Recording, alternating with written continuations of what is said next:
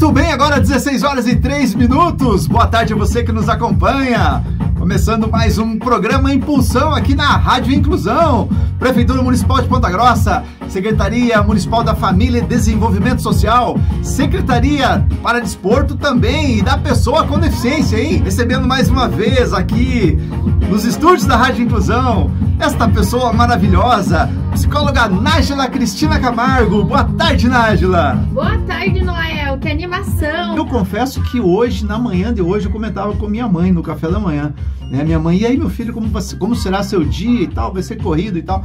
Eu falei, mãe, vai ter tanta coisa, tem basquete à noite, mas hoje tem dose literária. Obrigado pela tua participação. Obrigado pelo pessoal de São Paulo lá que manda umas dicas bacanas. A Cibele Molinari. Obrigado, querida, pela participação de sempre, tá?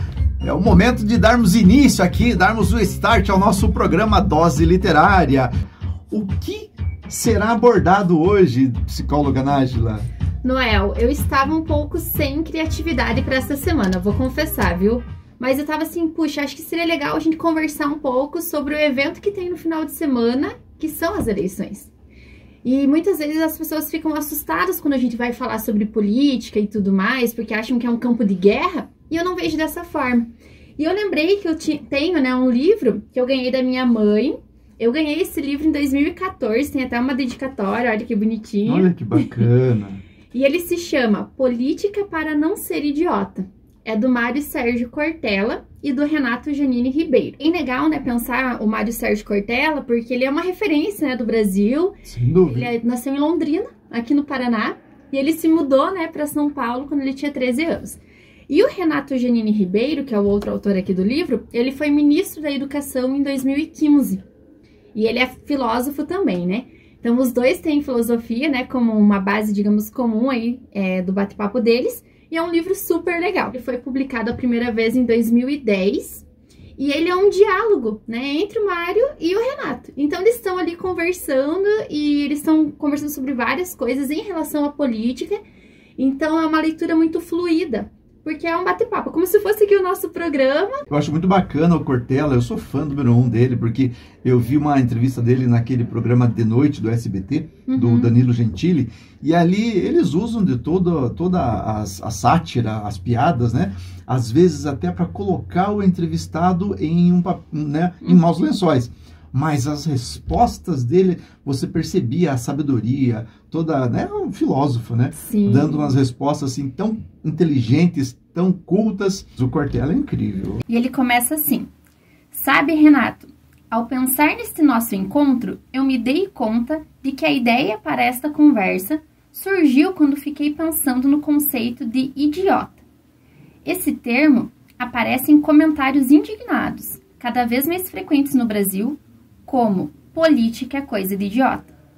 O que podemos constatar é que acabou se invertendo o conceito original de idiota, pois a expressão idiotes, em grego, significa aquele que só vive a vida privada, que recusa a política, que diz não à política.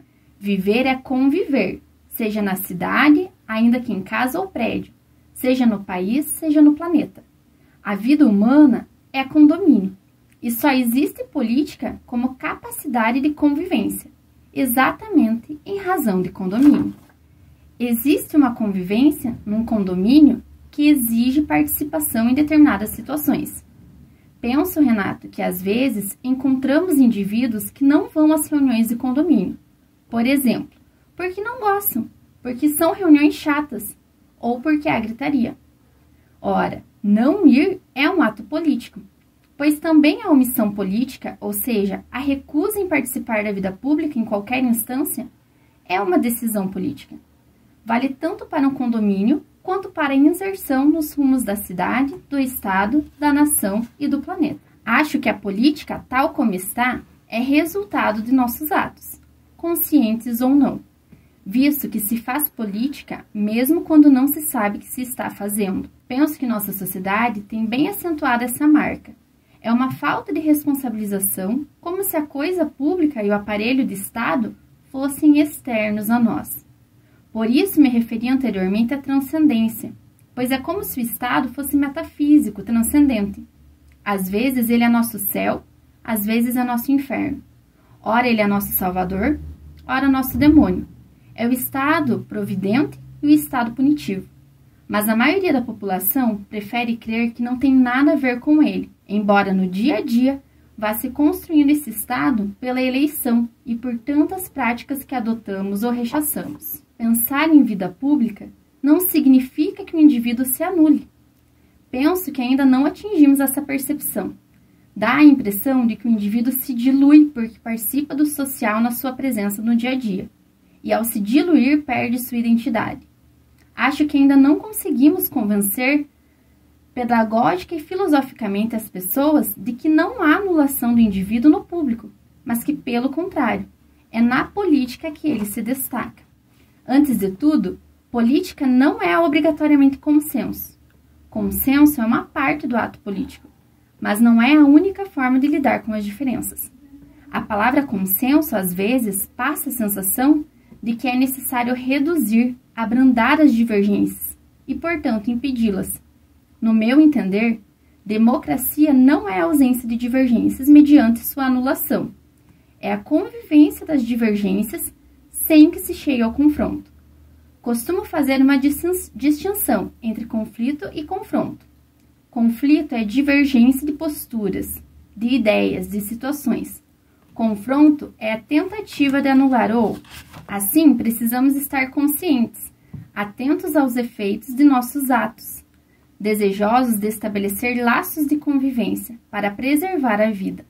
A política não pode ser anulação, tem de propiciar possibilidades de convivência. É por isso que se alguém me pergunta, política? Eu respondo, sou a favor. A favor de quê? Aí começa a política. E ouça o que vamos falar. Exatamente, exatamente. Uma vez que você se anula, mantém-se aquele Estado lá que nem sempre, nem todo o tempo é democrático.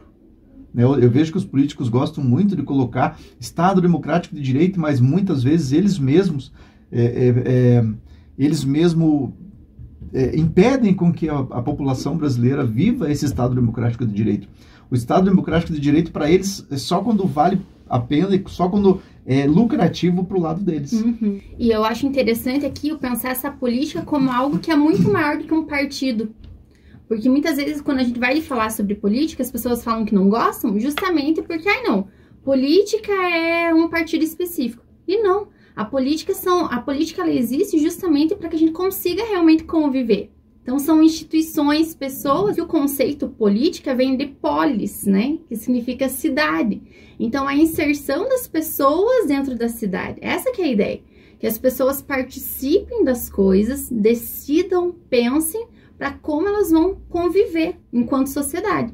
E aí, na nossa política brasileira, ela é dividida, né, em 3 grandes poderes, que é o executivo, o legislativo e o judiciário. Então, a gente tem uma estrutura política que ela é super interessante.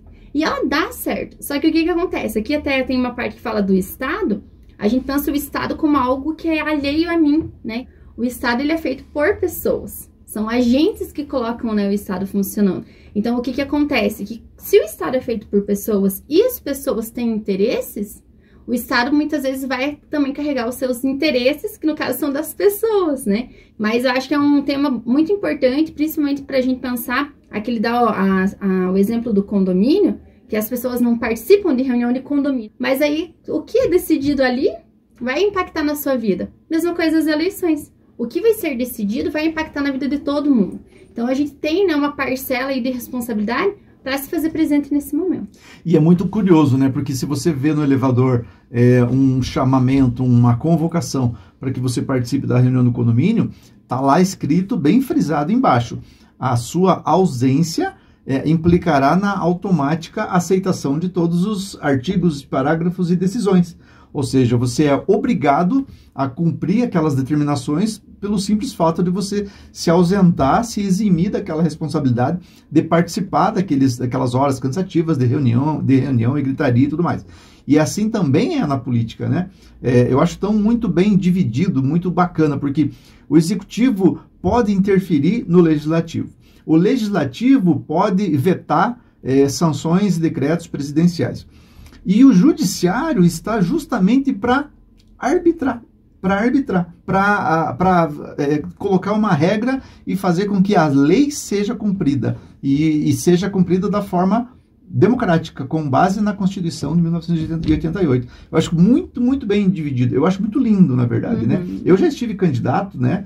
E gosto muito desse mundo político. Eu vejo que eu aprendi a fazer uma política que você consegue realmente ajudar as pessoas com deficiência, né? Através da nossa política, nós conseguimos empregar pessoas com deficiência. As pessoas com deficiências empregadas, elas constituíram famílias.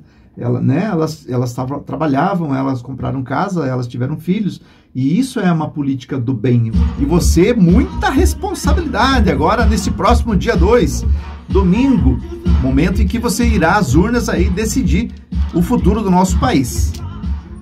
Futuro e presente, né? Futuro e presente. Futuro e presente, porque eu fico pensando que é um poder que a gente tem nesse momento. Exatamente. E claro, ele vai ter relação com o futuro e com as coisas que vão acontecer posteriormente, mas é o agora, né? A gente tá num ambiente muitas vezes de confronto.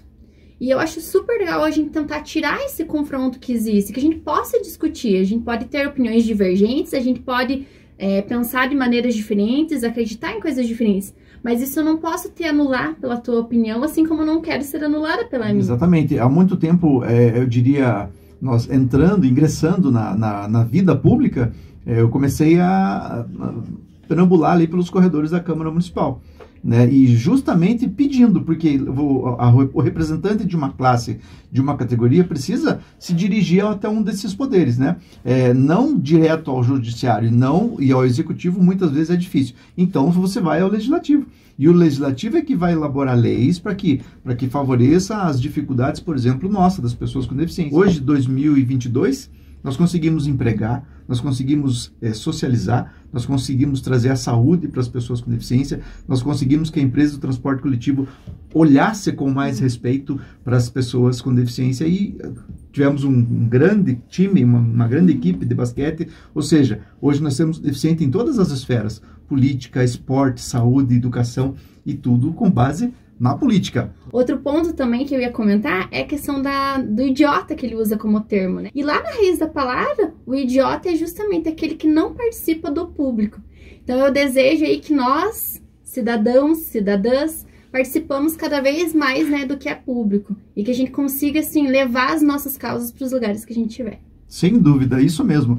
Eu acho que foi um tema muito propício, né, para os dias que antecedem aí as eleições, para que você tome consciência, para que você vote, para que você entenda que o teu voto é muito importante. Eu conversando com a minha mãe, né, minha mãe falou, meu filho, você me ajuda a fazer uma colinha. Eu falei, mãe, mas a senhora tem certeza que quer votar? A senhora já tem 76 anos. Não, eu quero ir porque eu não quero deixar que outra pessoa faça o meu direito de votar. Então, eu achei isso muito bacana, sabe, Nájila? Eu acho que é dessa forma que você, cidadão brasileiro, tem que agir, né? Nesse próximo domingo, dia 2, domingo das eleições. Até, pessoal. Obrigada, Noel. Imagina, fechado. Até.